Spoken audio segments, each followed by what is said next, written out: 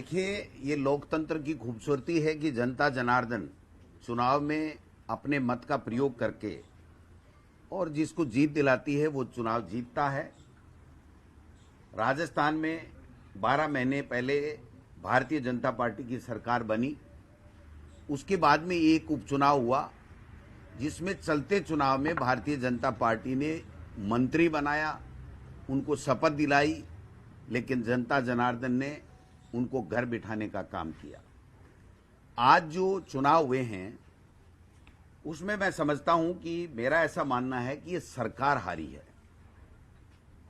भले ही बीजेपी के कैंडिडेट ज्यादा जीते हैं, मैं स्वीकार करता हूं, लेकिन सरकार हार गई क्योंकि जिस दोषा में किरोड़ी लाल जी की प्रतिष्ठा का सवाल, टिकट के लिए 3-4 महीने से उन्होंने आटी पार्टी ले रखी थी, वो कैबिनेट में शामिल नहीं हो रहे थे, इस्तीफा दे रखा था, और फिर पूरे उपचुनाव में उन्होंने एक दिन भी दूसरी जगह प्रचार नहीं किया, केवल और केवल दोसा संभाला।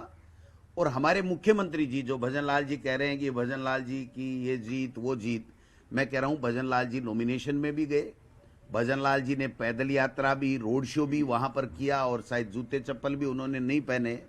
और जो प्रयास सरकार ने साम दाम दंड भेद जिसको कहते हैं, बूथ कैप्चर भी कराए, सब कुछ कराए, और अभी भी असफल प्रयास कर रहे हैं। 2100-2200 से हारने के बावजूद भी मैं समझता हूं कि इस सरकार की इससे बड़ी कोई हार हो नहीं सकती। हमारे यहां पर आप देखिए कि सलूम्बर में भारतीय जनता पार्टी 14,000 वोटों से मेन चुनाव में जीती थी दिसंबर 2023 में। वो 1100-1200 के लगभग आ गई। खींवसर का जो चुनाव था वो हमने एमपी चुनाव गठबंधन से लड़ा था, और गठबंधन में ईमानदारी के साथ में कांग्रेस के लोगों ने आरएलपी के उम्मीदवार हनुमान बेनीवाल जी को वोट दिए थे। अचानक हमने वहां पर, चूंकि गठबंधन नहीं हुआ, तो अचानक हमने जब उम्मीदवार दिया तो वहां पर लोगों ने 6 महीने पहले तो वहां पर आरएलपी को वोट दिए थे, तमाम कांग्रेस के कार्यकर्ताओं ने, वोटर्स ने, और उसके बाद में हम वो परिवर्तन नहीं कर पाए। वहां चुनाव दो ही हो गया कि हनुमान बेनीवाल जी को देना है या फिर भारतीय जनता पार्टी को देना है, इसलिए हम वहां पर कोई ज्यादा अच्छा परफॉर्म नहीं कर पाए। हमारे रामगढ़ में अच्छा चुनाव लड़ा हमने, हालांकि जो अभी समाचार आ रहे हैं अधिकृत तो नहीं हुई, लेकिन उसमें भी कांग्रेस पार्टी पीछे है। झुंझुनू और देवली उनियारा, ये हमारे लिए मैं समझता हूं कि एक चिंता का विषय भी है, और हमको इसमें मनन करेंगे, मंथन करेंगे कि इस तरीके से किस तरीके से परिणाम आए। 2 निर्दलीय चुनाव लड़े, वो भी एक कारण रहा, लेकिन कहीं न कहीं उसमें हमें गंभीरता के साथ में मनन मंथन करने की आवश्यकता है, क्योंकि हमारे पास में जो मेन चुनाव थे उसमें जो चुनाव जीते हुए थे 4 जगह, झुंझुनू, देवली उनियारा और दौसा, वो तीनों एमपी बन गए। तो हमारे 1 नंबर के जो लीडर थे वो तीनों के तीनों एमपी बन गए। और उपचुनाव में चूंकि हमें सेकंड लाइन तैयार करनी थी, और 15-20 साल से वहां पर कांग्रेस के वही एमएलए बन रहे थे जो हमारे एमपी बने, तो उनकी भावनाओं को भी, उनकी अभिशंसा को भी, उनकी राय को भी पार्टी संगठन ने तवज्जो दिया, और उसी के मुताबिक हमने यहां से प्रस्ताव प्रदेश कांग्रेस कमेटी से भिजवाए, और पार्टी आला कमान ने प्रदेश नेतृत्व पे विश्वास करके उन्होंने उनको टिकट दिया। लेकिन मैं समझता हूं कि ये हमारे लिए गंभीर विषय भी है, चिंता का विषय भी है कि इन दोनों सीटों के ऊपर हम वो नहीं कर पाए जो हमें जीतनी चाहिए थी, हम नहीं जीत पाए। 11 सीटें एमपी की हम चुनाव जीते, सबने मिलकर काम किया, और इस चुनाव में भी हमने सबने मिलकर के काम किया। मैं किसी की कोई कमी बत्ती यहां गिनाने के लिए नहीं बैठा हूं, मैं तो पार्टी का प्रदेश अध्यक्ष हूं, तो मैं स्वयं ही अपनी जिम्मेदारी लेता हूं कि हम और कैसे बेहतर कैंडिडेट दे सकते थे या और कैसे बेहतर चुनाव लड़ सकते थे। इस दिशा में अब आगे संगठन को मजबूत करके हमको किस तरीके से काम करना है वो चीजें हम लोग देखेंगे। लेकिन ये जो भारतीय जनता पार्टी के नेता बड़ी बड़ी बातें करके मदन राठौड़ साहब जो कर रहे हैं, प्रेस कॉन्फ्रेंस कर रहे हैं, उन्हीं का कैंडिडेट उन्हीं के ऊपर आरोप लगा रहा है कि सरकार में बैठे हुए लोगों ने एक कैबिनेट मंत्री के भाई को चुनाव हराया। उनके बयान बोल रहा हूं मैं, दूसरे के बयान नहीं बोल रहा हूं। तो ये जो लड़ाई है, ये जो बातें हैं, कितनी सत्यता है कितनी नहीं सत्यता है, हमारे कार्यकर्ताओं ने जी तोड़ मेहनत की और 2 साल के अंदर हम चुनाव जीते हैं, जीत गए हैं। ये चाहे कितने भी रिकाउंटिंग की या असफल प्रयास कर लें, ये इसमें कामयाब नहीं होंगे, ये मैं निवेदन करना चाहता हूं। तो ये 2 चीजें थी। 84 में 70,000 से जीते थे, 23,000 पे आ गए।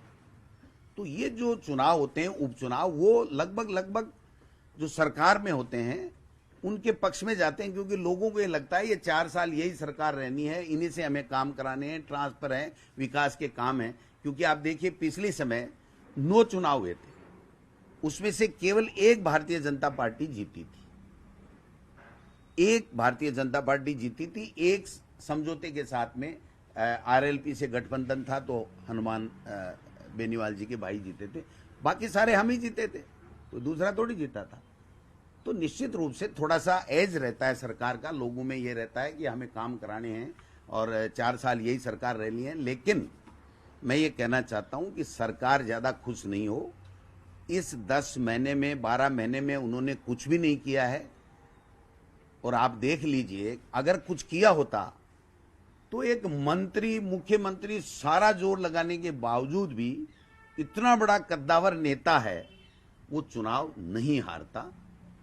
इसलिए आप सब लोगों को धन्यवाद देना चाहता हूं। मेरा मन था, पहले भी था, कि परिणाम कुछ भी आए हम लोग उसको स्वीकार करेंगे, और स्वीकार करने के साथ साथ हम लोग इसके लिए समीक्षा करेंगे, बैठेंगे सभी वरिष्ठ नेताओं से, हमारे जिला अध्यक्षों से, हमारे प्रदेश के प्रभारी, हमारे जो जितने भी हमने यहाँ पर टीमें लगा करके जो चुनाव में प्रचार के लिए गए थे, उन सब लोगों से फीडबैक लेंगे।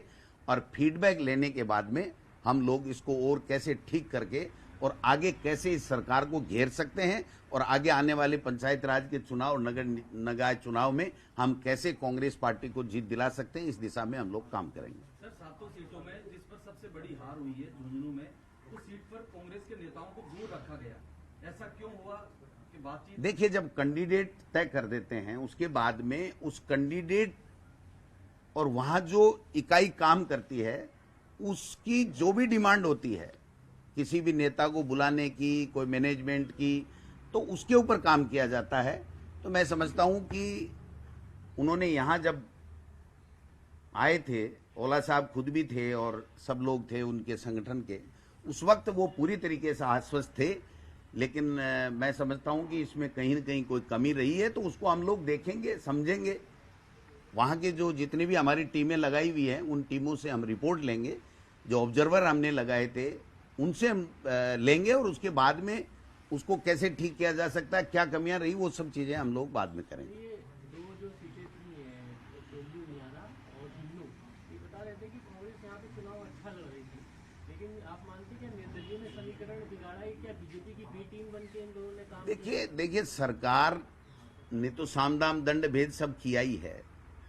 आप देखिए कि किस प्रकार से देवली उनियारा में जो किया गया, 11 बजे किया गया, सुनियोजित रूप से किया गया, और कौन मंत्री और कौन विधायक फंडिंग कर रहा था, कैसे कैसे वहां पर कार्यवाहियां हुई, ये मुझे कहने की आवश्यकता नहीं है। बीजेपी के जो नेता है ना, वो खुद ही बता देंगे कि यहाँ क्या क्या हुआ, सरकार ने क्या क्या अन्यथा हथियार काम में लिए इस चुनाव को जीतने के लिए। थैंक यू, नमस्कार।